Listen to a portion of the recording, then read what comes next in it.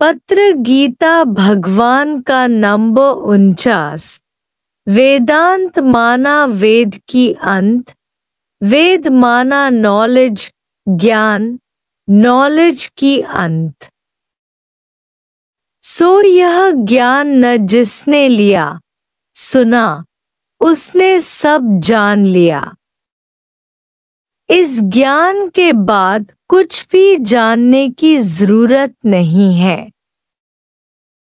जब तक जियो तब तक सीखो ऐसा नहीं, पर सीख कर फिर जियो कि फिर सीखने की जरूरत न पड़े, केवल प्रेम ही रह जाए।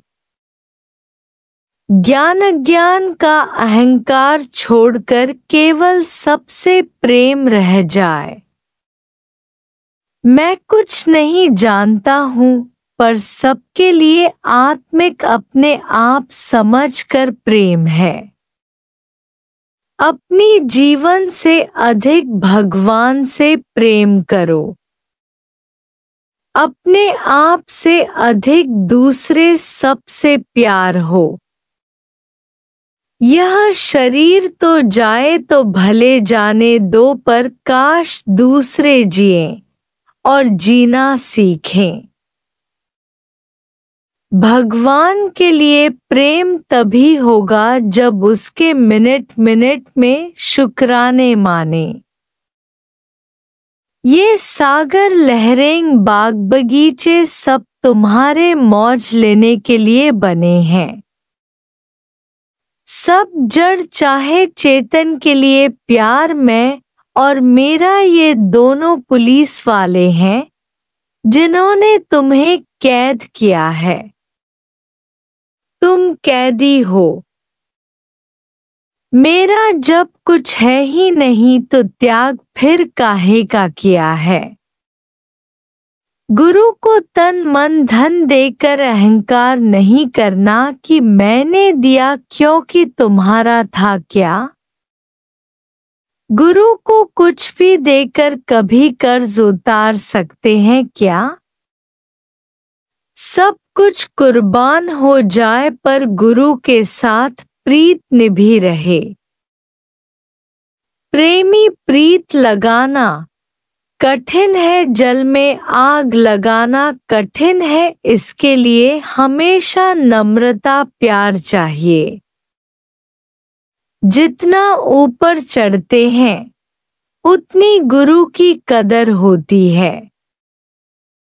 यदि तुम्हें सच्चा आनंद चाहिए तो सब कुछ अर्पण करो, फुली सरेंडर। फिर अपनी समझ बुद्धि नहीं चलाओ। यह ज्ञान बुद्धि से ऊपर है।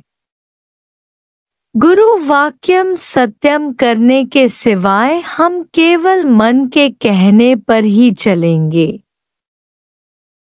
सोचना क्या है? सोचने से ऊपर हो जाओ। तुम भी नहीं करो, दूसरों से भी नहीं करवाओ। न करता न करावता। सबको आजाद रखो। हक लो और हक दो। किसी को भी गुलाम नहीं करो।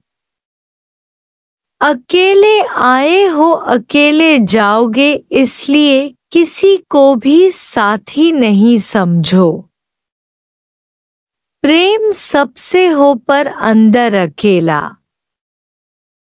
जो कुछ तुम्हारे पास है वह अमानत की गठरी समझकर बांध कर अलग एक तरफ करके रखो कि किसी भी समय भगवान ले जाएगा। जल्दी ही अलविदा करके बैठो कि अंत में अलविदा न करनी पड़े। पापियों को खून करते हुए भी डर नहीं लगता, पर तुम्हें सच की राह में क्यों? कोई काम करने के बाद पछताता है, पर हम कहते हैं कि पहले ही निश्चय कर लो कि बाद में पछताना न पड़े। लड़ाई करके बाद में सुलह नहीं करो, पर पहले ही सुलह समझौता कर लो। जुबान से कहना नहीं है कि माया निकम्मी है, पर समय पर पता लग जाता है कि माया कैसे सत्य लगती है।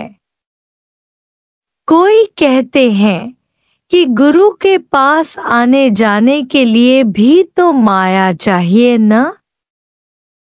ऐसे अकल मारी गई है सभी की। पतलून पाजामा बेचकर नहीं आ सकते हैं, यहाँ आकर गुरु को भी खिलाएंगे, इसलिए धन चाहिए। जिस भी उम्र में हो तो वानप्रस्थ लो, ऐसा नहीं है कि 50 वर्ष के बाद लूंगा। घर में कुत्ते होकर अभी कब तक बैठोगे?